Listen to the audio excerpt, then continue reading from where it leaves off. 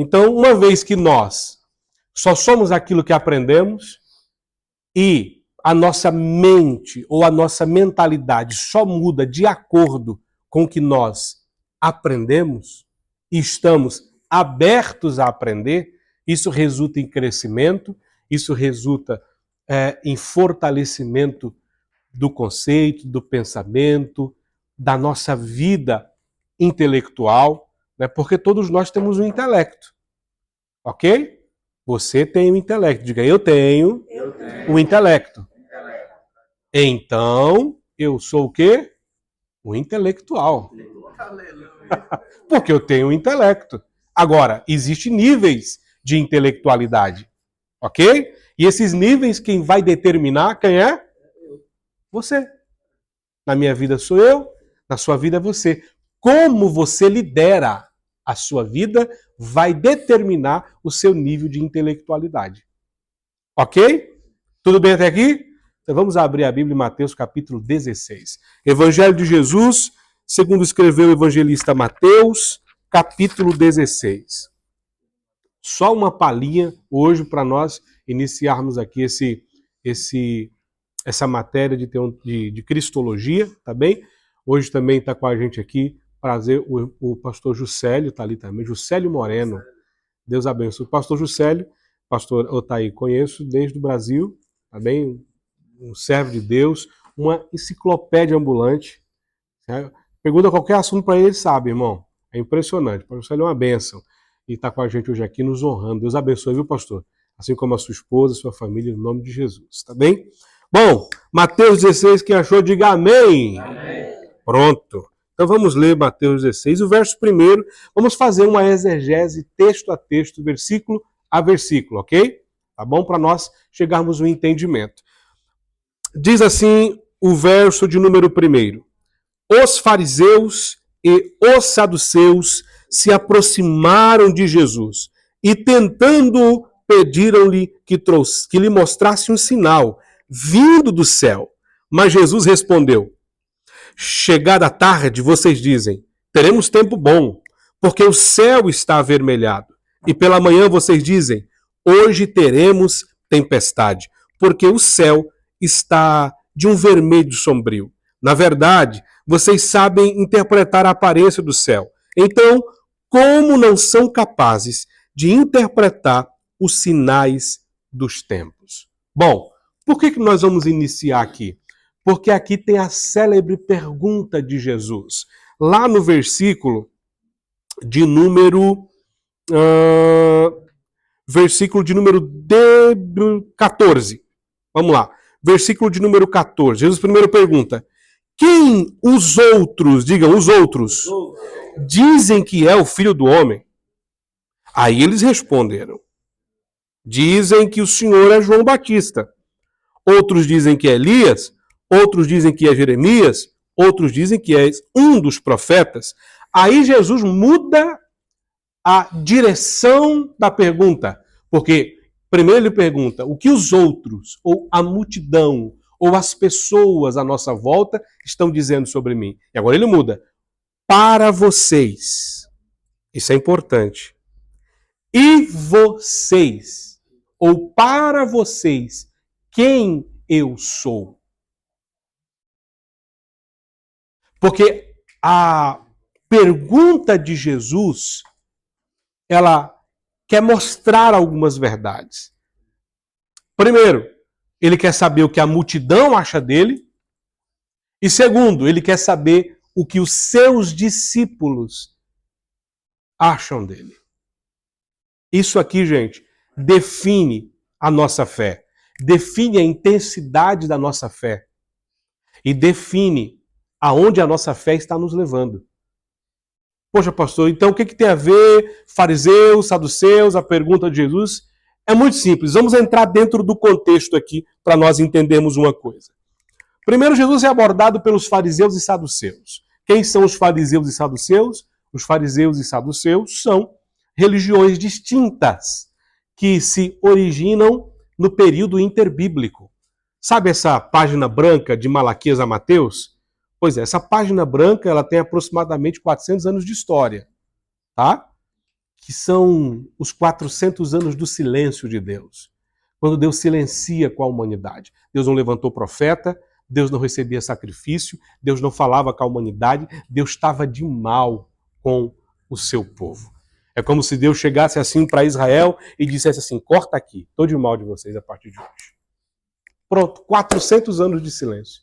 Agora explica para mim, como é que uma nação vive 400 anos em silêncio, sendo que, à medida dos anos e tempos e séculos que Deus se comunicava com o povo errava tanto, o povo tinha a sua vida naquela gangorra espiritual e só fazia bobagem, e agora Deus está em silêncio. Deus não está cobrando mais ninguém. Deus não está falando com mais ninguém. Como é que está isso agora? Se levanta então uma revolta dentro da tribo dos levitas por um homem chamado Judas o Macabeu. Dentro dessa revolta, é importante nós entendermos que dentro de todo esse contexto, se há uma necessidade de que a lei pudesse ser passada aos mais novos, que ela pudesse ser transmitida. Então se cria-se algumas religiões, entre elas os fariseus, ou o farisaísmo. E o que quer dizer o nome fariseus? Alguém arrisca? O que quer dizer o nome fariseu? Santos. Separados.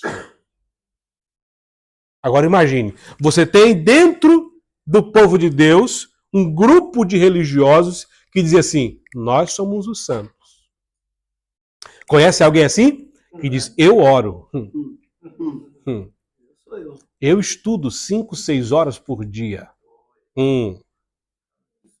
Eu faço. Conhece alguém assim? Isso é discurso de fariseu. Ok? Então, o texto diz e a história conta que esses fariseus, esse grupo foi desenvolvido justamente para isso, para guardar a lei à risca, e eles tinham por doutrina obedecer todas as leis. Eles tinham a Torá como regra. Já em oposição aos fariseus havia os saduceus. Os saduceus era como se fosse o suprassumo do sabor da elite religiosa de Israel. Era os prateleiras de cima.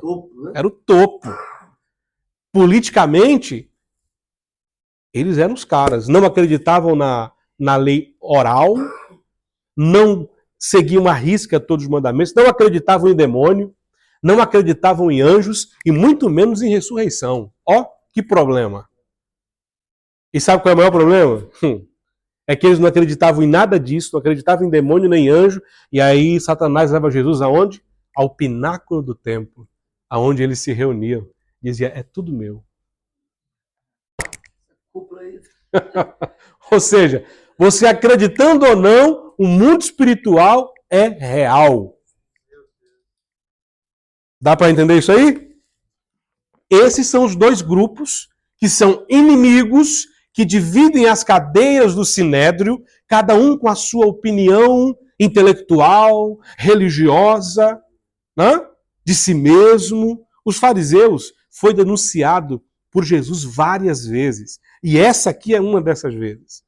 Né? E eles eram inimigos, mas contra um inimigo muito mais poderoso, eles se unem.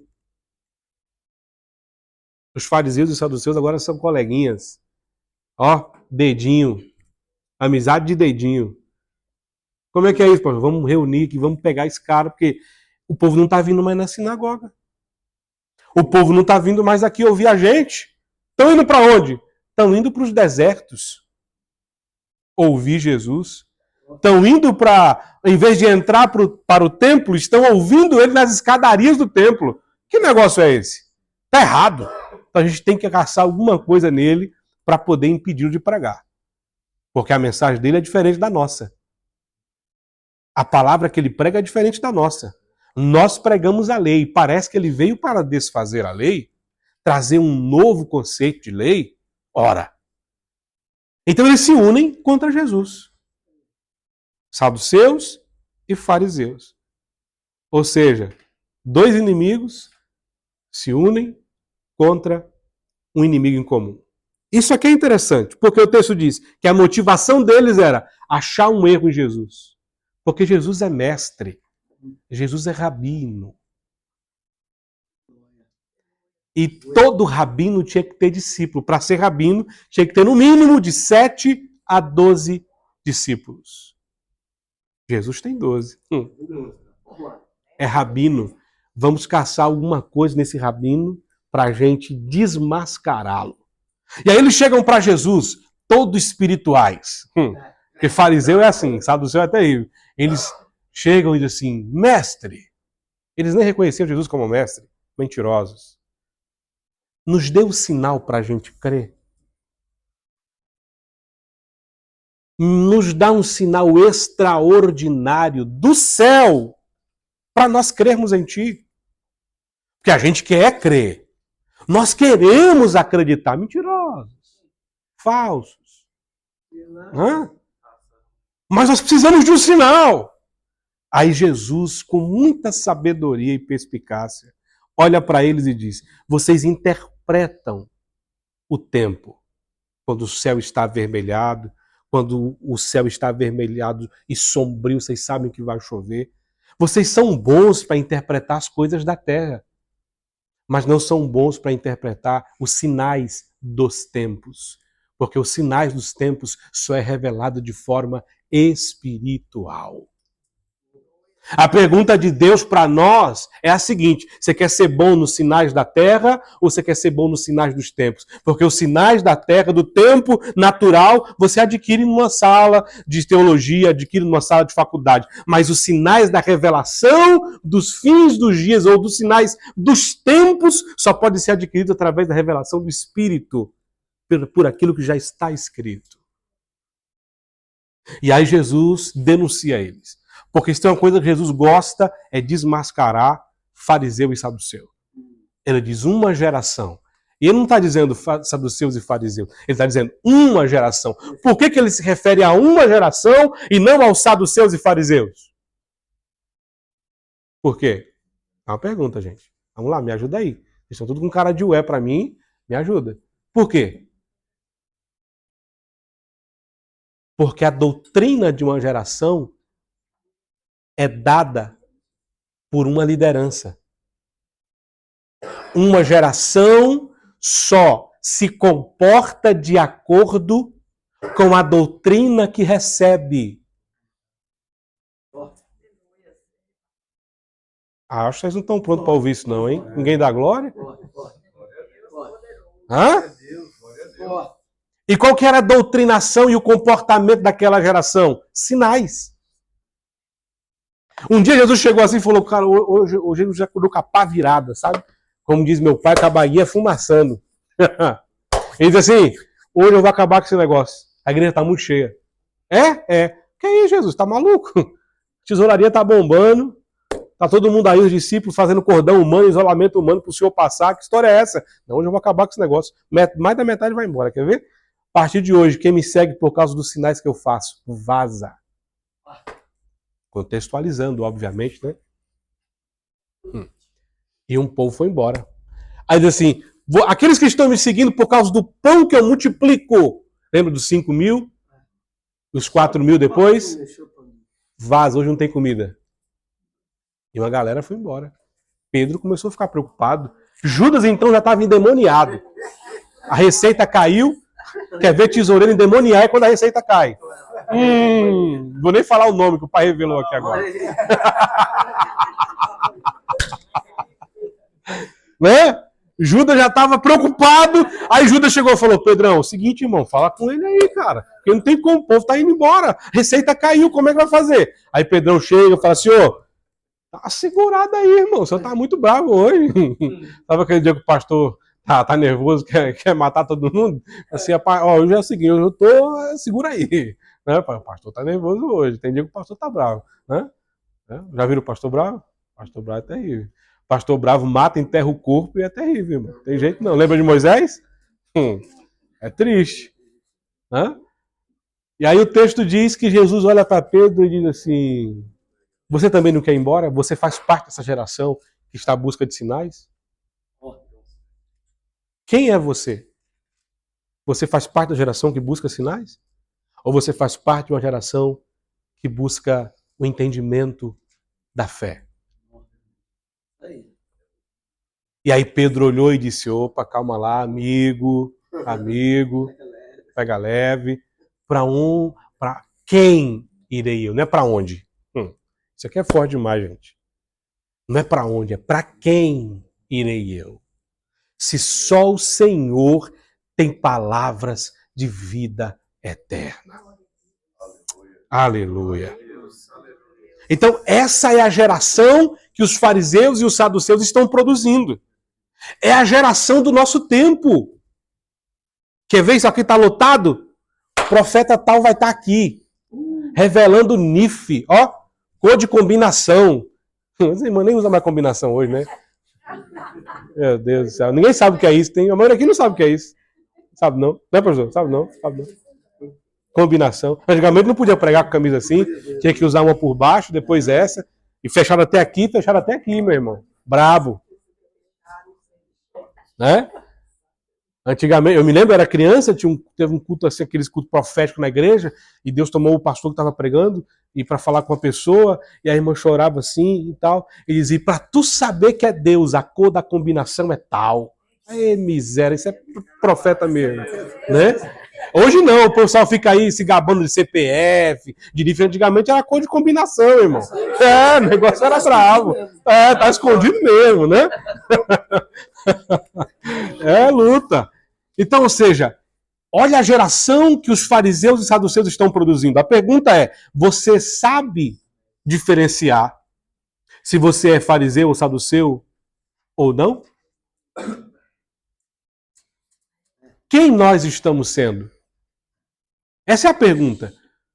Porque o aprendizado tem que nos confrontar para nós identificarmos quem nós somos no corpo de Cristo, ok? Para nós entendermos quem é Jesus, primeiro nós precisamos saber qual é a sua doutrina. Quem é ele? O que ele exige de nós? Qual é o projeto dele para mim? E se o que eu estou fazendo faz parte do projeto dele. Porque senão eu vou andar em círculo, igual o povo de Israel no deserto. 40 anos. E a maioria morre. Tem esse problema. Vamos continuar. Exegese do texto. Aí Jesus diz, uma geração perversa e adúltera me impede um sinal. Olha, isso aqui é poderoso. Porque Jesus Cristo denuncia os fariseus e saduceus, chamando eles de adúlteros e perversos. Gente, isso aqui é forte demais. A sua liderança é adúltera e perversa? Mas eu não lidero nada, pastor. Lidera sim, a sua vida. É de sua responsabilidade. E adultério aqui não é o artigo porneia de prostituição sexual. Não. É adultério da palavra, do que está escrito. De interpretar errado aquilo que já está escrito. Ok? Então cuidado como você anda interpretando a Bíblia. No Brasil tivemos um caso recentemente de um senhor, um pastor, que se casou com outra irmã da igreja, adulterou com ela porque ele abriu a Bíblia em Oséias e estava escrito, e adultera com ela. Ele pediu confirmação a Deus e apareceu em Joel, adultera com ela. Joel não, Oséias, perdão. Não respeitou vírgula, não respeitou contexto histórico, não respeitou nada. E foi lá e adulterou com a irmã. Aí a repórter perguntou, mas vem cá, você não viu essa vírgula aqui não? Aí ele, vírgula onde? Pois o óculos.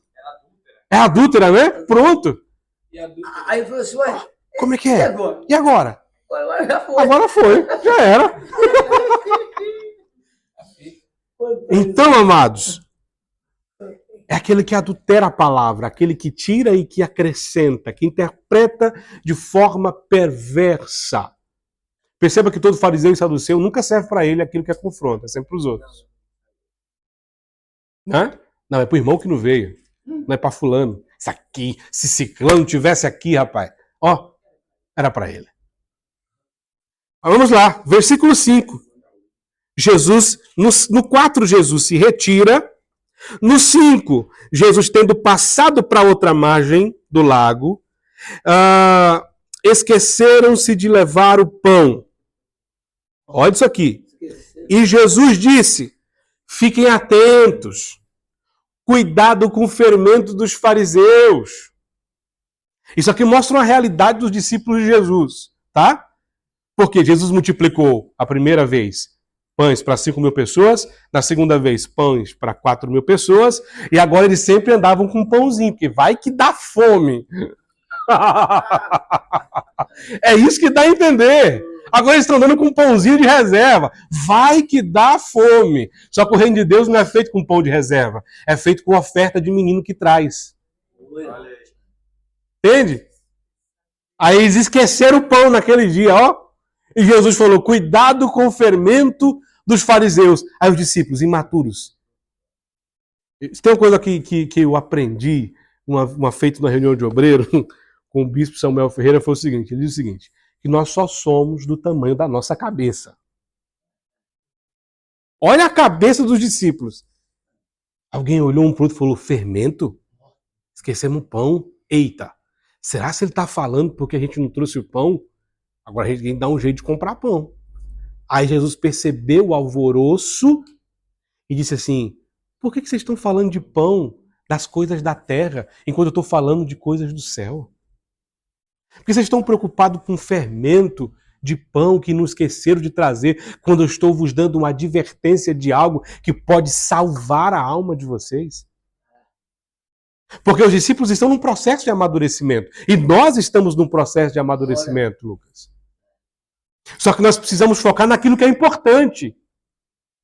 E o que é importante? A palavra. O conceito da nossa fé. Aquilo que nós estamos buscando. Não o pão. O pão você come agora, acaba, irmão. E um pão na boa, não dá para nada. Estamos viciados em pães, pílulas. Abre o TikTok. Eu não dou de conta de ouvir mais um vídeo de 1 minuto. Porque nós estamos sendo doutrinados aí. São pílulas, pães, pedaços de pães que você vai passando. Vai no Reels, pedaços de pães que vai passando. Aí tem uma palavra, poxa, essa palavra aqui é forte, 1 minuto. Você nem pegou o contexto dela, nem fundamentou ela. É ou não é?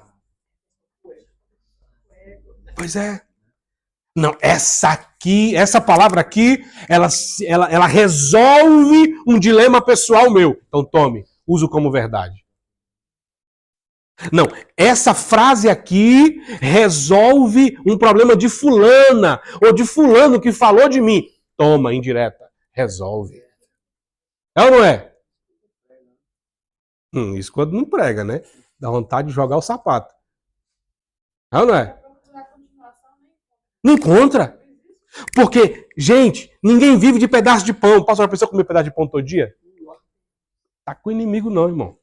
Se não tiver uma carninha, um negocinho, um feijãozinho, um arrozinho.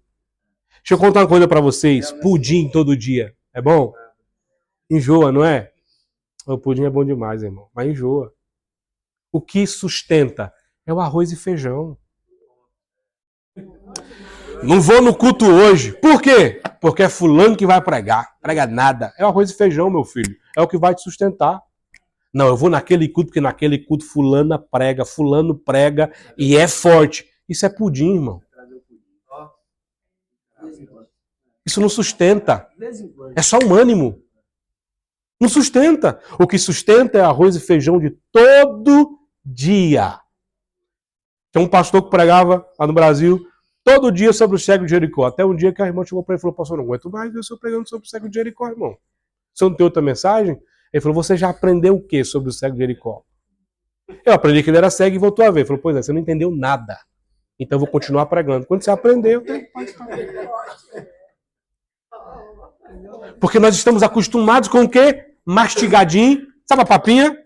A gente só falta mastigar, pôr na boquinha. Mastigar, só tem engolir.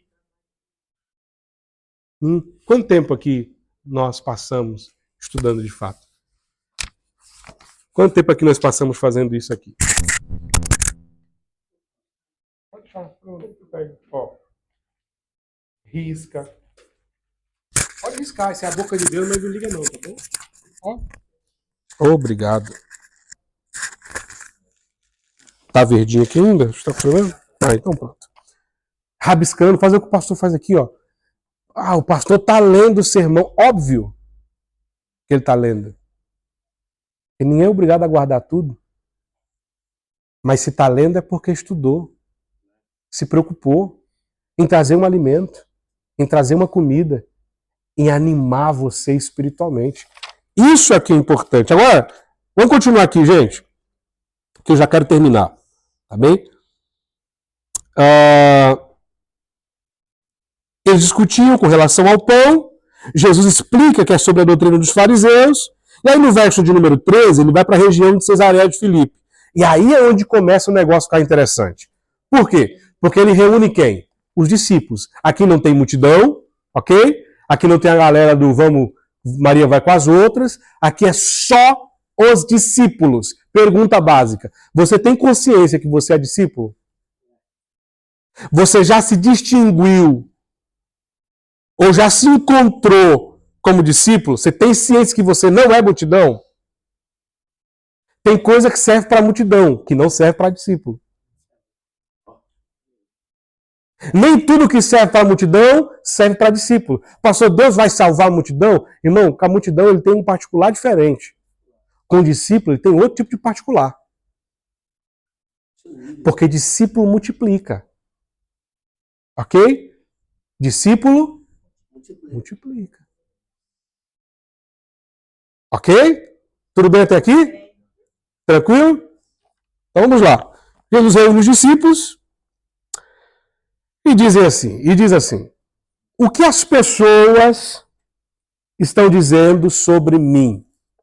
O que elas dizem ao meu respeito? Vou tomar uma água para a gente continuar.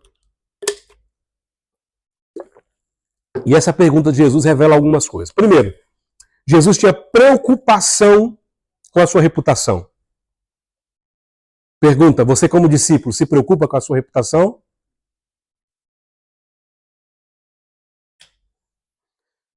Tô nem aí. Importa agradar a Deus. Oi? Qual é a baliza de medida de Deus? É o olhar dos homens.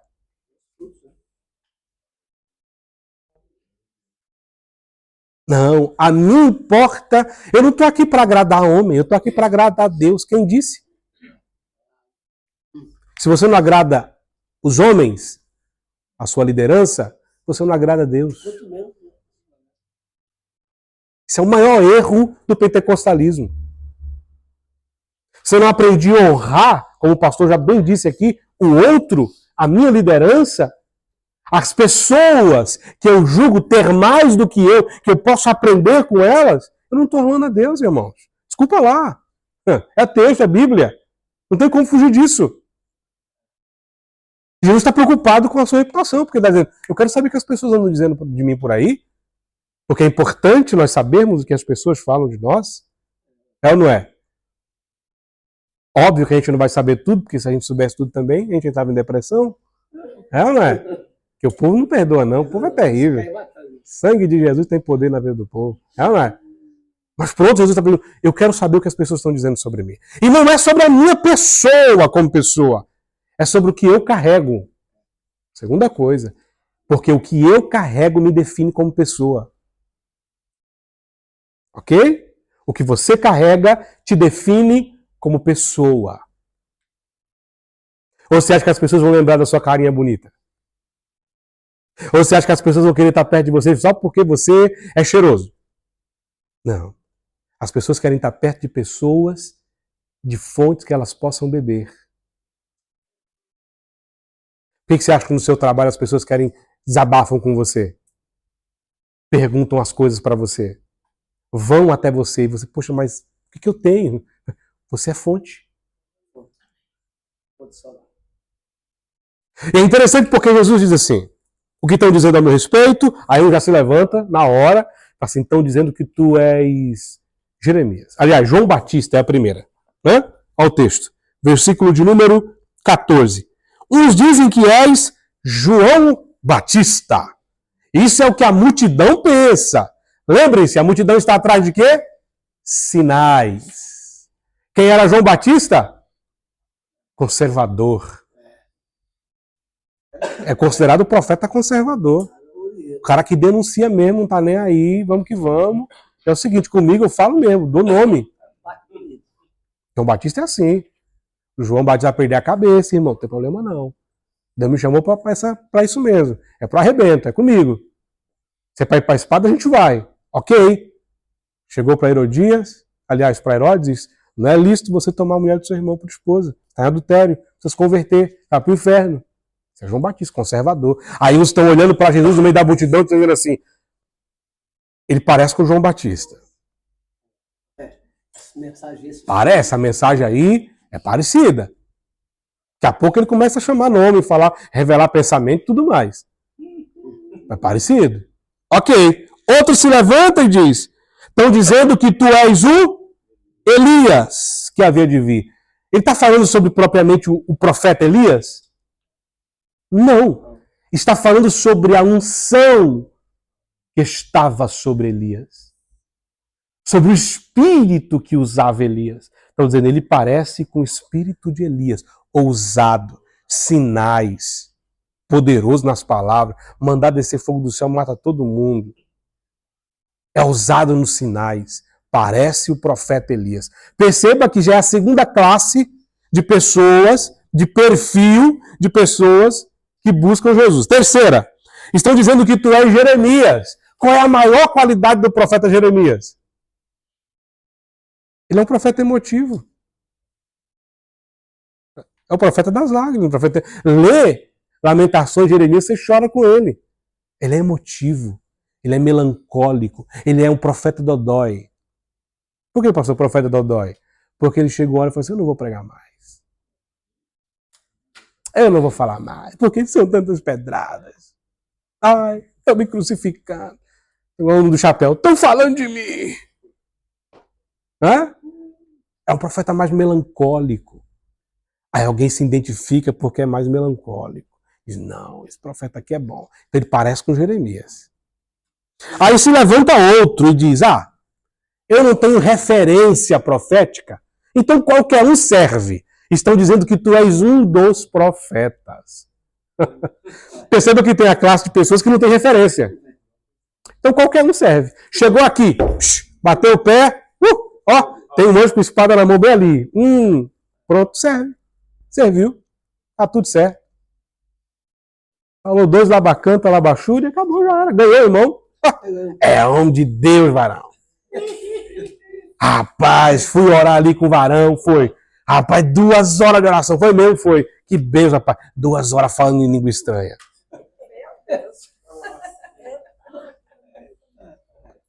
Ok, vamos orar em línguas, mas vamos também orar com entendimento, como disse o apóstolo Paulo, né?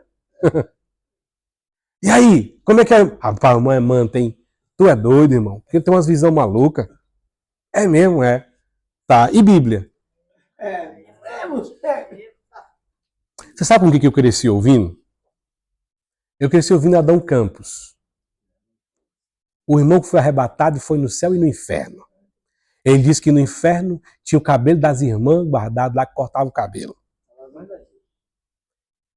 Irmão, cada heresia louca. E eu cresci ouvindo isso. Rapaz, o irmão mesmo é, né?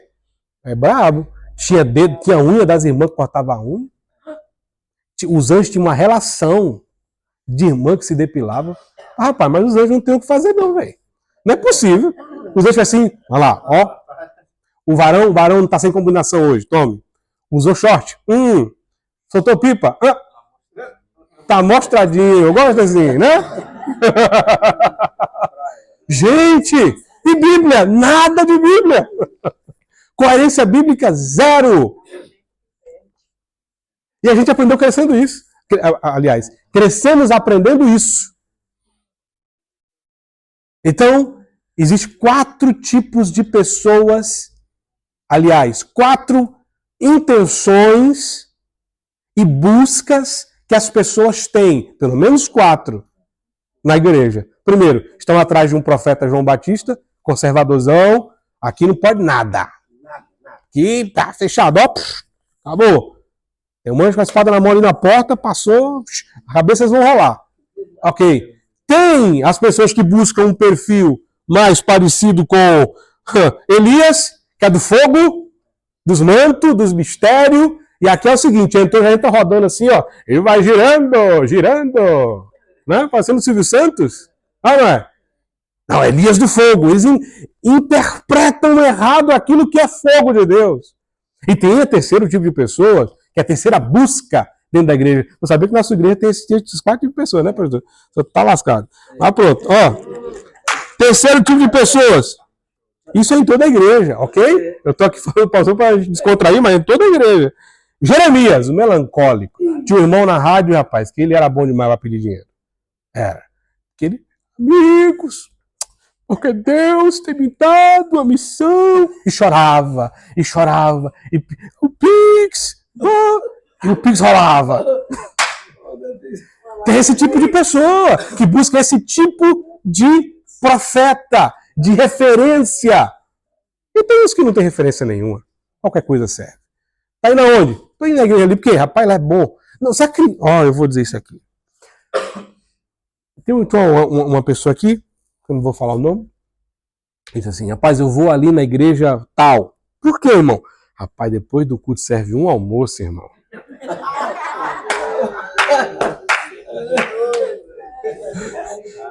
Falei, endemoniado.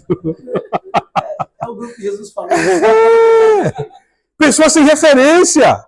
Aí Jesus falou, ok, é isso aí que estão dizendo de mim? Tá certo. Multidão é multidão. Já se espera isso de multidão.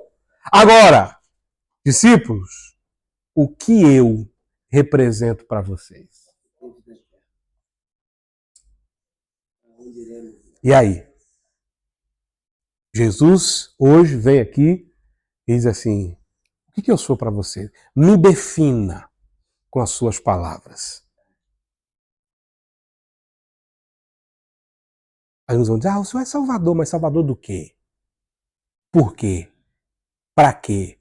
Como?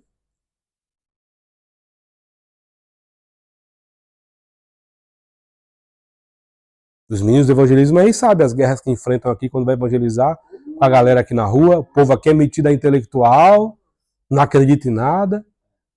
Salvador do quê? Para quê? Como? Explica. Defina o plano de salvação em 3 minutos.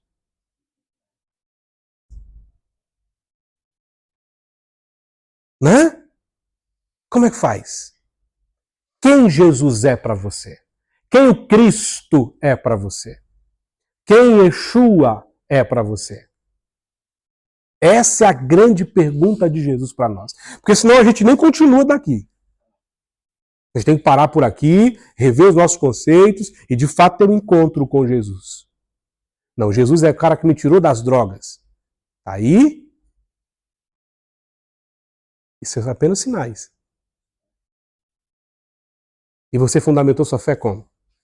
No quê? Baseado no quê? E é o que Jesus está perguntando para os discípulos. Para vocês, quem eu sou? E o mesmo silêncio que pairou no lugar é o que está nessa sala.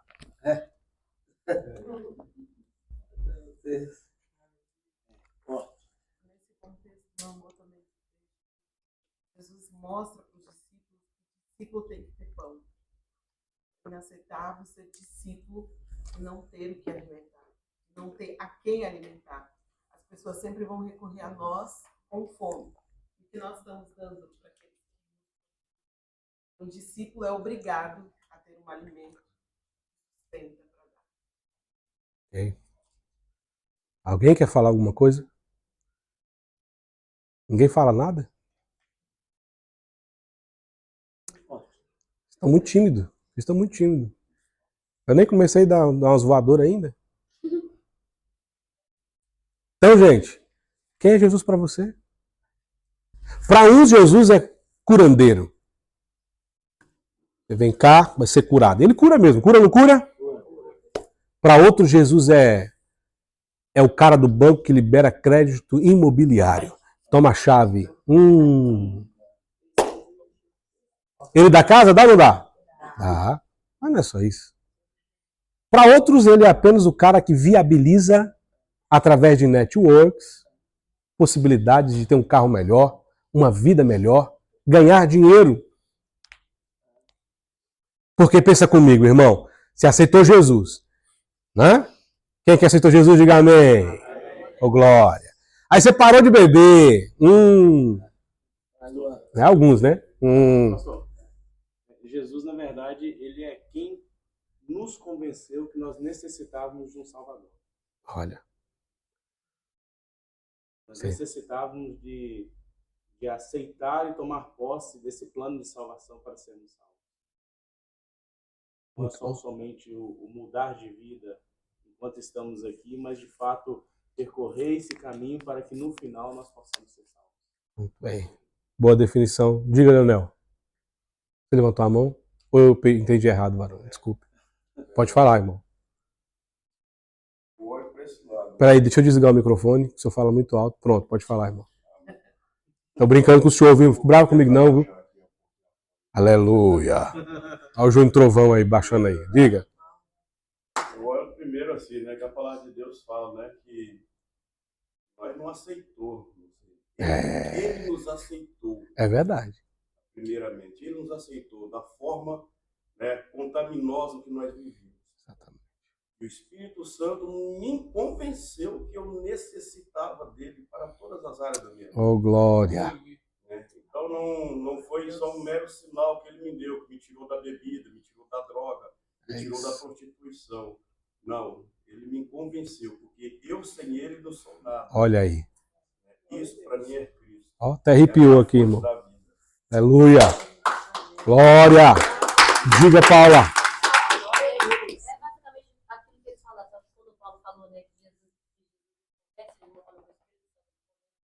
De que nós precisamos de um Criador, é exatamente isso que nos leva até Deus, é a graça. Ele falou, por exemplo, eu falo por mim, desde criança eu vejo a mão de Deus na minha vida, sabe? Desde quando, ou seja, ele nos escolheu realmente, como foi dito, sabe? E é isso que mantém a nossa fé nele, esse amor, essa pureza, né? Que nos guia, e como o Paulo falou, né? Que nos faz entender que nós temos um lar para voltar. Sim. Nos faz entender que nós temos alguém que nos espera.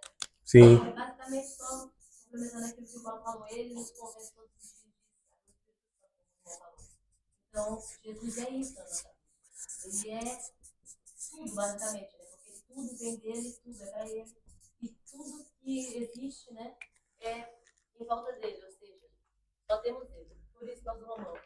Ok. E a resposta de Pedro, ela vem forte, né? Bem. Pedro só é único. Então, na verdade, ele resume o seguinte: se olhar para a direita, não há ninguém. À esquerda, não há ninguém. Para trás, não há outro.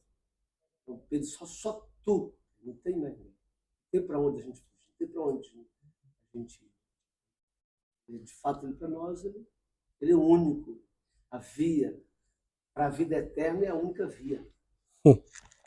É isso. Diga lá.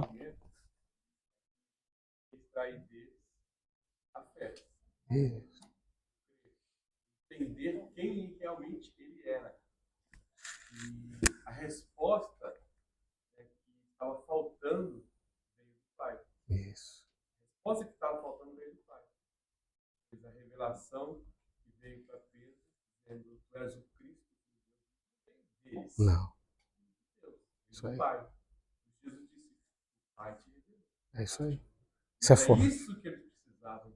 Exatamente. E eles até aquele momento não tinham entendido quem era Jesus.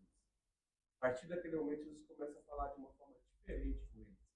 Começa a revelar coisas que eles, da forma que ele ia revelando, eles ainda não tinham entendido.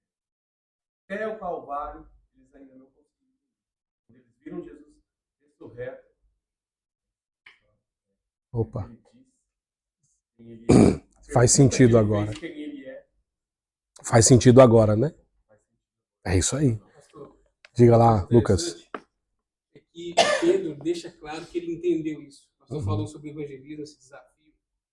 Pedro fala assim, que é um texto que eu gosto muito: estejam preparados para explicar, para defender a razão da fé. Por que você serve a Deus? Como o pastor falou aqui agora, exatamente isso. Ele entendeu tanto que é mais ou menos assim: você consegue explicar para alguém por que você serve Jesus? Estejam preparados para explicar a razão da vossa fé. Então, um evangelismo, um desafio desse, às vezes a gente é conduzidos como manadas. Por isso é importante um trabalho como esse teológico, porque muitos não conseguem entender a razão da fé. E Sócrates morreu por quê? Porque ele desafiava as pessoas nas suas convicções. Ele perguntava, questionava como questionava no evangelismo. E ele incomodava tanto porque as pessoas não tinham convicção do que elas entendiam. Por que você acha assim? Por que você serve a Deus? E Pedro fala, você consegue explicar por que você serve a Deus? Será que é só porque ele te deu pão, libertou, transformou? Não, existe um plano maior. Então, isso é muito poderoso. Sim. Esse choque no evangelismo mostra que, muitas das vezes, nós não temos convicção da nossa fé. Por que você serve a Deus? As nossas bases teológicas são frágeis. São frágeis. Nós somos muito mais ritualistas do ponto de vista religioso do que teológicos. O que é o teológico? É entender a nossa fé e saber repassá-la. Por exemplo, em 3 minutos, você repassa o plano de salvação. Por quê, para quê, quando, onde. Mas para isso você precisa internalizar primeiro. Esse plano precisa ser inato, fazer parte do seu DNA. Todo o resto é secundário. Porque todo momento nós estamos evangelizando alguém com a nossa conduta de vida, com a nossa palavra, com o nosso bom dia, com nossos relacionamentos. E é isso que Jesus está perguntando para os discípulos. Quem eu sou para vocês?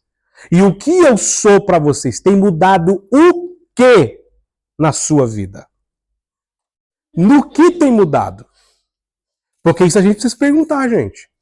No que tem mudado a sua vida depois que você encontrou Jesus? Porque eu vou dizer uma coisa para vocês. Tá? A teologia, ela só revela o crente que já tem dentro de você. O conhecimento só revela a intelectualidade que já tem dentro de você. Se você é um crente frio, você vai ser um crente frio que aprendeu teologia.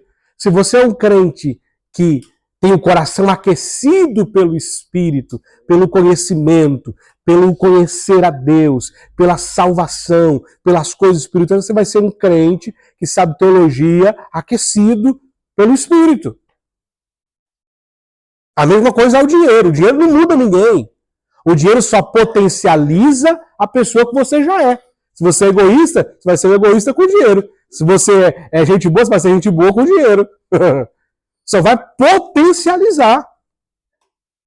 Ok? Então vamos continuar aqui para a gente encerrar. Já estamos na nossa hora. Tá? Olha só. E Jesus perguntou, verso 15. E vocês? Quem dizem que eu sou? E respondendo Simão Pedro diz, o Senhor é o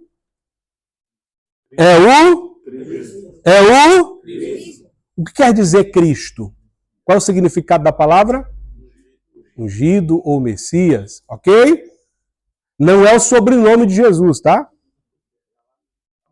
Não é bem? Não é o sobrenome dele. É a posição espiritual dele. Ungido. O Messias, tá? O Filho do Deus vivo. Pedro tem 2 revelações aqui. Primeiro, que ele é o escolhido, que ele é o Messias, que ele é quem eles esperavam de fato, que ele é ungido de Deus. E segundo, que ele é o Filho de Deus. Porque todos sabem que ele é o Filho do homem. Porque em algumas traduções está escrito, o que dizem ser o Filho do homem? É ou não é?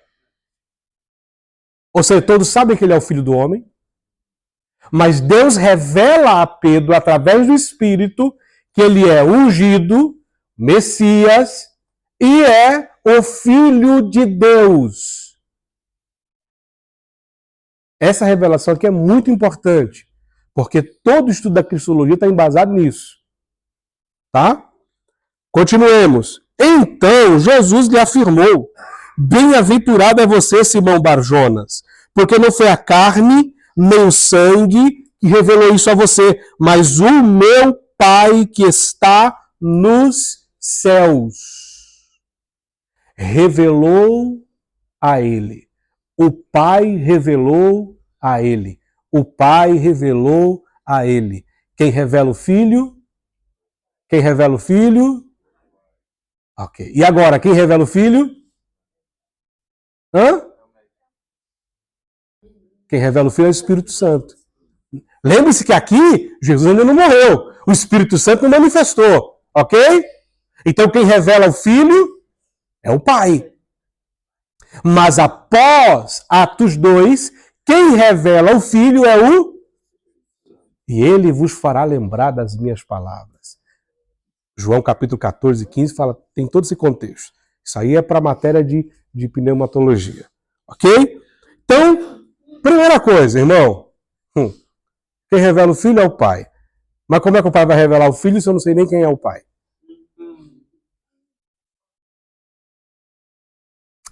Como é que faz? Né? Mas nós já sabemos quem é o Pai. Aí o Pai vem e diz, agora eu vou mostrar para vocês o meu Filho. Aí o Filho diz, agora eu vou apresentar para vocês o meu amigo Espírito Santo. O Consolador, o Paracletos, o igual a mim, da mesma espécie, mesmo poder. Deus. Aí o Paracletos olha dizendo, mas eu vou continuar revelando quem é o Pai e quem é o Filho. Meu propósito é revelar o Pai, o Filho e convencer você dos seus pecados. E mostrar para você uma consciência espiritual do que você tem feito. Do que você tem vivido. E para onde você vai.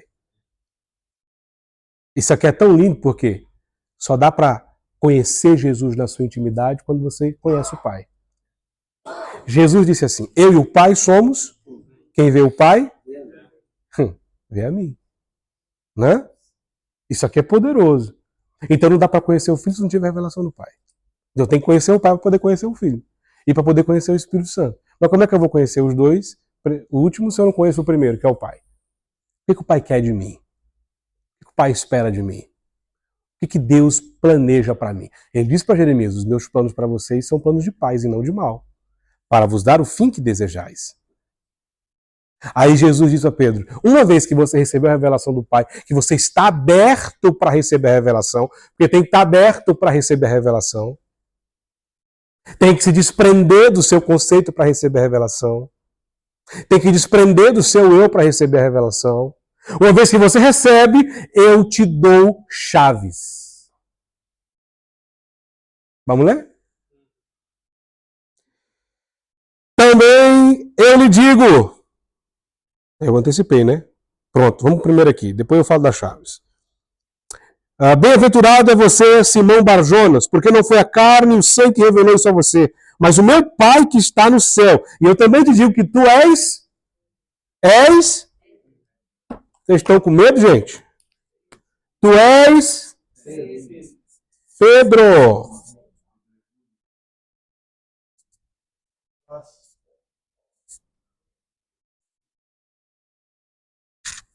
Olha isso aqui interessante.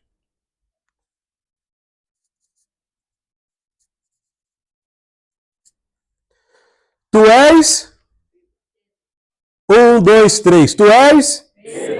Que quer dizer no grego... Patros. Que significa... Como? Pedregulho.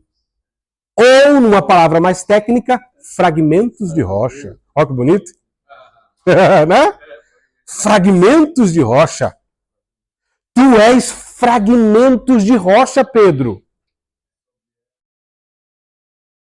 Mas aí Jesus olha e muda o termo. Sobre esta... 1, 2, 3. Sobre esta... Eita, o D ficou feio aqui, que só demais. Pedra.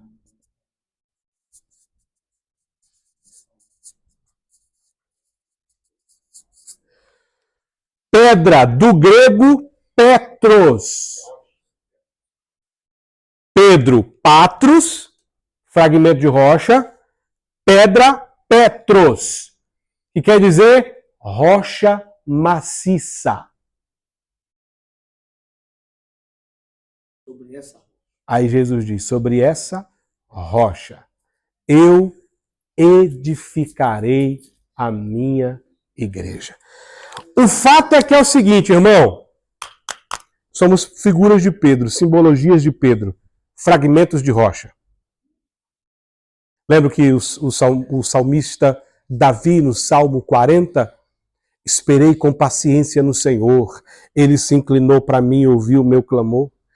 Tirou-me de um largo horrível, de um charco de lodo, e firmou os meus pés sobre uma Petros, rocha maciça, pôs um cântico novo na minha boca. Agora o que Jesus está dizendo? O fragmento de rocha? Sem mim, você é apenas uma pedra. E o que a gente faz com pedra? O que é bom fazer com pedra? Hã? Não, pastor, é jogar na cabeça do outro. Você sabe o que é com pedra? Ó.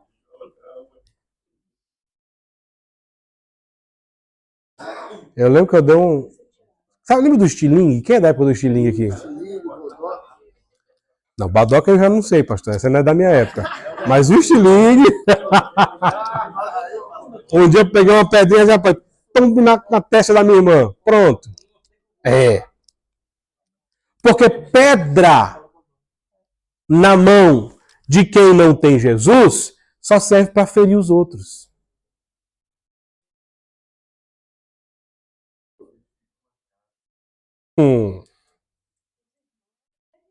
Os irmãos é bruto. Pois é. Meu Deus do céu. Era sniper. Era um sniper. Pois é. Era um sniper. E aquelas pedras que faz aquela curva assim, ó.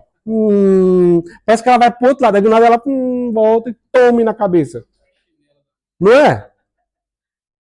Então, pedrinha de Jesus. A pergunta é, você é pedra que é arrumada, como diz o baiano, na cabeça dos outros, ou você é pedra de edificação? Hã? Eita glória! Como diz o homem do chapéu, isso é para glorificar de pé, irmão. Aleluia! Quem é você, pedra? De fato, você é uma pedra, eu sou uma pedra. Porque Jesus edifica em cima de uma pedra angular. Ele nos edificou como pedra. Ele constrói em nós a sua vontade. Ele constrói em nós o seu querer. Assim como ele é pedra de esquina, que a construção da salvação, que a construção da redenção foi edificada nele, ele constrói em nós para que outras construções possam subsistir. Nós somos edifício de Deus, morada de Deus, casa de Deus, habitação do Altíssimo. Ele construiu em nós tudo isso. Aleluia! Aí Jesus diz, uma vez que você é pedra de edificação, eu vou liberar chaves do reino. Olha isso que interessante. Chaves do reino. Deus liberou chaves do reino. E isso é para outro dia. Mas pronto. Com relação a isso, ele diz, eu liberei chaves. E toda vez que vocês concordarem, isso aqui é poderoso. O poder da concordância, pastor. O poder da concordância forçou o céu.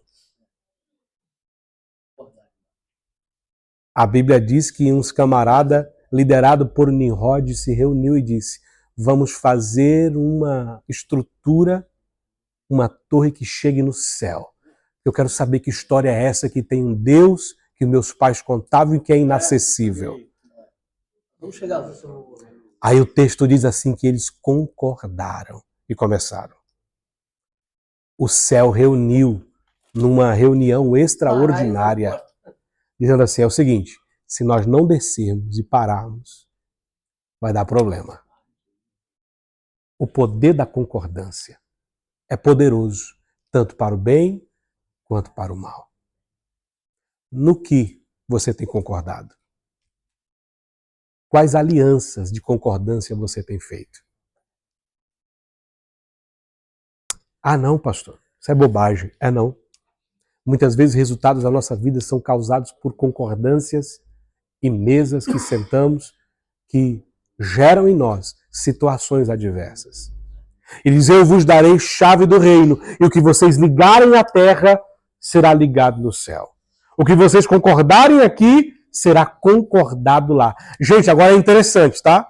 Por quê? Porque todo mundo usa o texto dizendo assim, que Jesus, certa feita, ele usa a expressão dizendo, tudo que pedires ao meu Pai crendo, mas um texto antes está escrito, se vocês estiverem em mim, e a minha palavra estiverem em vocês, aí muda tudo.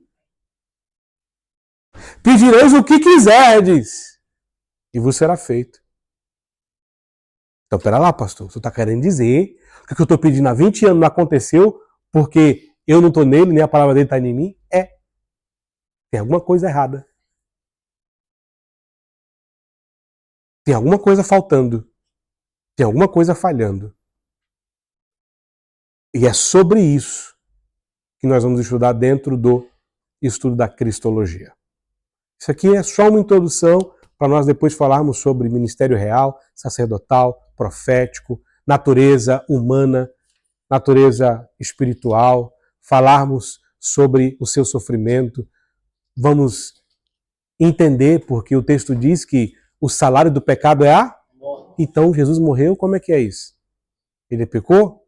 O texto diz que não, mas ele morreu. Então se o salário do pecado é a morte, como é que a gente resolve isso? Então tudo isso nós vamos estudar dentro de Cristologia. Amém? Você pode aplaudir o nome de Jesus? Deixa eu desligar isso.